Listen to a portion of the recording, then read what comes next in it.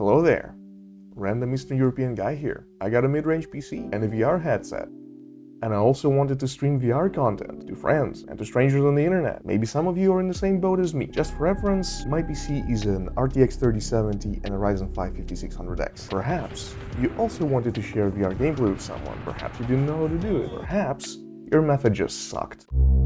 Perhaps your methods made your PC scream in agony and your viewers reaching for the barf bucket.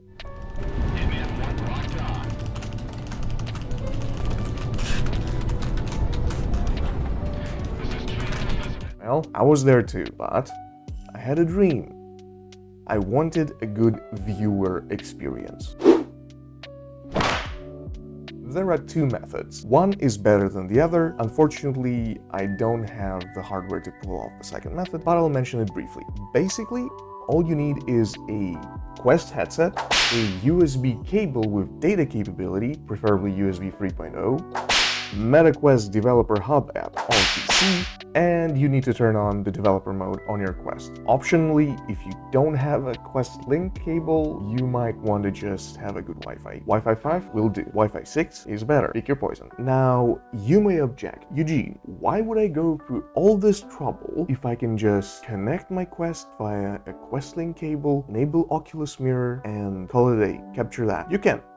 You absolutely can. However, if you, just like me, hate Quest Link with a passion, this method is for you, because it works with Steam Link, ALVR, or Virtual Desktop, which are, in my opinion, miles better than the official MetaQuest Link. What we're doing is we're using MetaQuest Developer Hub to cast a video feed from our headset locally to our PC. This means minimal latency, maximum quality, and a surprising amount of settings to tweak the experience how you need it. This thing can do up to 60 megabits per second, 4K resolution, and up to 120 FPS recording or streaming. It's nuts. You can do all of this simultaneously, mind you. That thing will just explode if you try, but even at 20 megabits per second, 1080p, 60 FPS, the stream is pretty good and the quality is miles better than what you get from webcasting.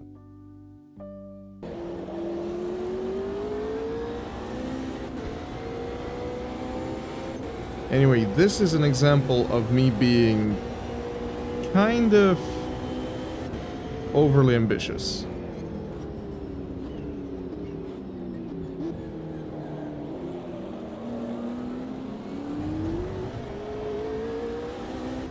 It's a 30-car grid, and you know, the PC struggles. Let's just be blunt here. The PC struggles a lot here. You can see it. It's much more reasonable in Dirt Rally 2.0, but even that is kind of pushing the limit. I think if you have a 4070 or a 4070 Ti, you can do much better than me on this 3070. Let's... Bruh.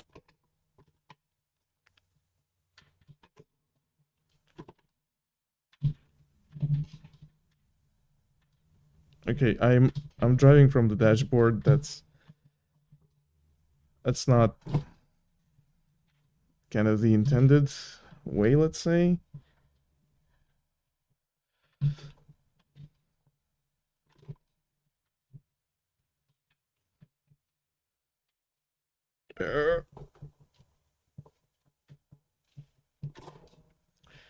Haven't driven this combo in a while, and my ghost is just running away from me. I'm kind of tired and kind of not prepared mentally for any of this. Oh no, I think I just turned off the steering wheel here. It's not the dash cam. Is it? I don't even know, man.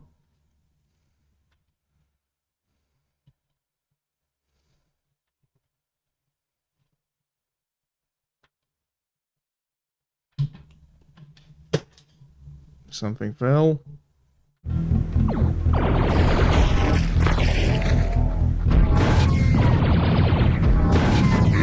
Life.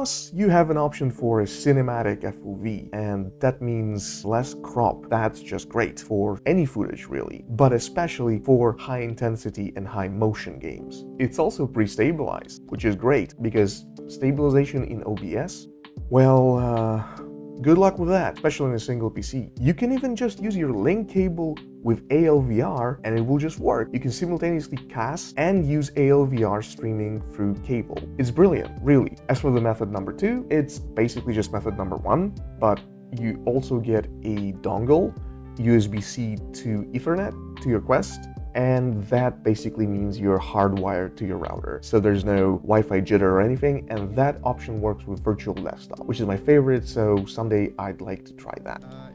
You could probably tell by the footage that there are some issues. I tried my best to make sure that Wi-Fi is stable and that there's no jitter. I have router in direct line of sight, but unfortunately, I just can't control other people in this building. And they use Wi-Fi and other devices and create EMI interference. So, despite the fact that I was able to stream Dirt Rally 2.0, it's not a guarantee ever that the airwaves will be clean and that my Wi-Fi will not choke. So yeah, in trying to make this video about the best way to record wirelessly VR footage, I only proved that wired connection of some kind, any kind, is basically a must here. It's partially maybe on me, because my sim rig is kind of an EMI nightmare.